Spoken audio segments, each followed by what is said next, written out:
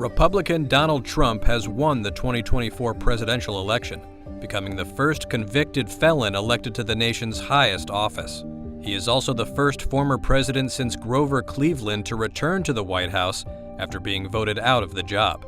The 78-year-old is the oldest person in U.S. history to be elected president, and his victory caps one of the longest general election campaigns ever, which included 2 assassination attempts. Here's what Trump has said he would do in his second term. On day one, I will launch the largest deportation program in American history. A central campaign promise was deporting millions of migrants, which would likely trigger legal challenges. He has said he will employ the National Guard and, if necessary, federal troops as part of the effort.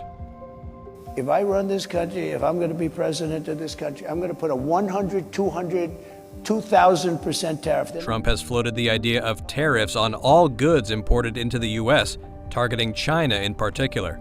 Critics say that would lead to higher prices for American consumers and global economic instability.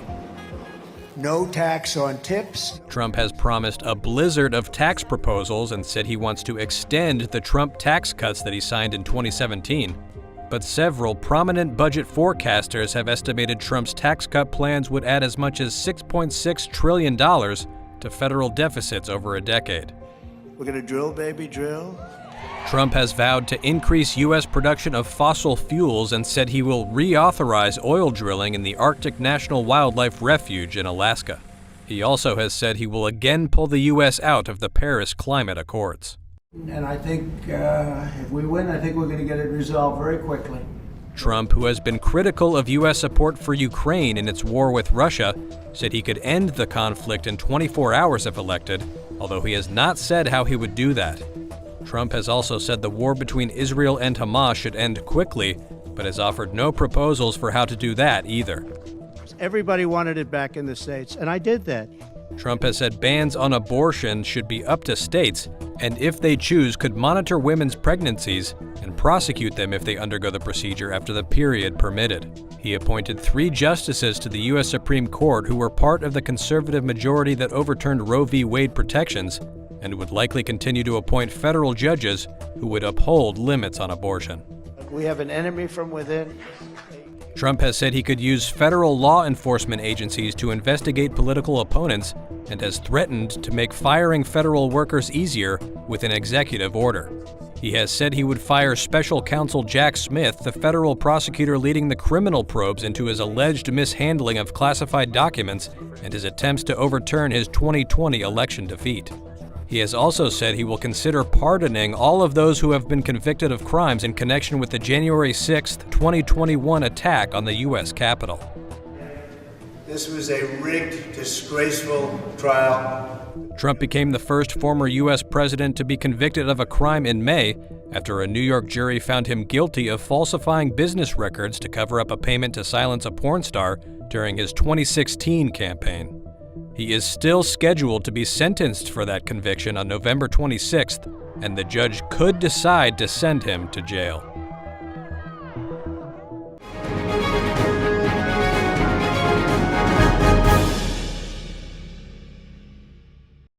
While I concede this election, I do not concede the fight that fueled this campaign. U.S. Vice President Kamala Harris delivered a concession speech to the nation on Wednesday at her alma mater, Howard University in Washington, D.C. She pledged to continue fighting for women's rights and against gun violence, and to, quote, fight for the dignity that all people deserve. Harris also said she had called President-elect Donald Trump to congratulate him on his victory, and promised to engage in a peaceful transfer of power, evoking memories of the assault by his supporters on the U.S. Capitol at the end of Trump's first presidency. A fundamental principle of American democracy is that when we lose an election, we accept the results. In our nation, we owe loyalty not to a president or a party, but to the Constitution of the United States. Harris rose to the top of the Democratic ticket in July after President Joe Biden stepped aside and brought newfound enthusiasm and cash to the campaign. But she struggled to overcome voters' concerns about the economy and immigration. Anger and soul-searching took hold of the Democratic Party a day after her election loss, with the sharpest criticism including accusations that the party had lied to its supporters about Biden's mental fitness. Thousands gathered at the historically black college on Tuesday night for what they hoped would be an unprecedented victory. They came back on Wednesday to show their support after her loss. Here's Harris supporter Jamila Joseph. We're feeling sad about the overall outcome, but I want to continue to show support for this really great campaign that she ran. Harris said she understood her supporters' disappointment, but encouraged them, especially young people, not to give up. On the campaign, I would often say, when we fight, we win. But here's the thing. Sometimes the fight takes a while. That doesn't mean we won't win. That doesn't mean we won't win.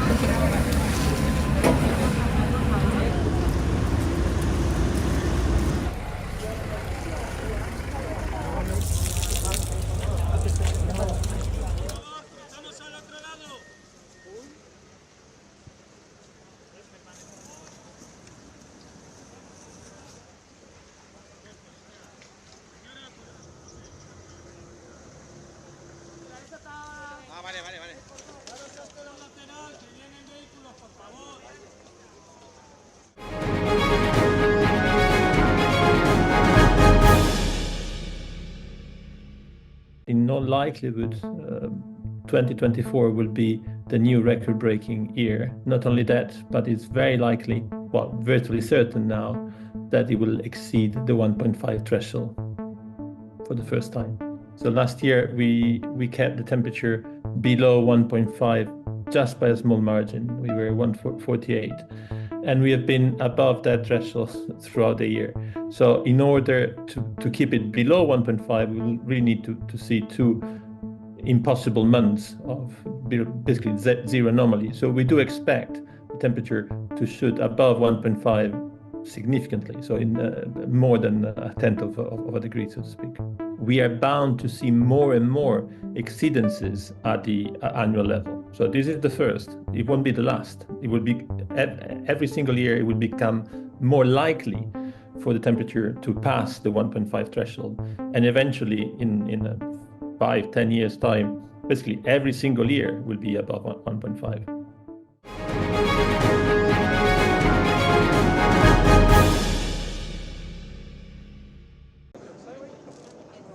Japanese automakers Toyota and Honda both reported slipping quarterly profits Wednesday.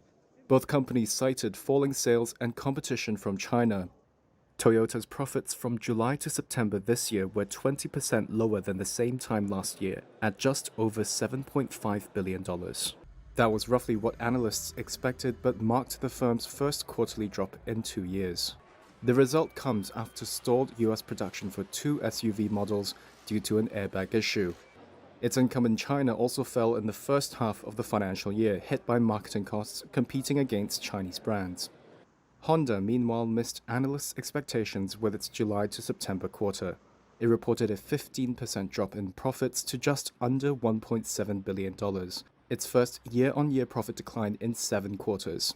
Among its global vehicle sales, it logged a hefty 29% drop in China, which was its biggest sales and production market from 2020 until 2022. Consumers in China have rapidly shifted to lower-priced Chinese-branded electric vehicles and hybrids.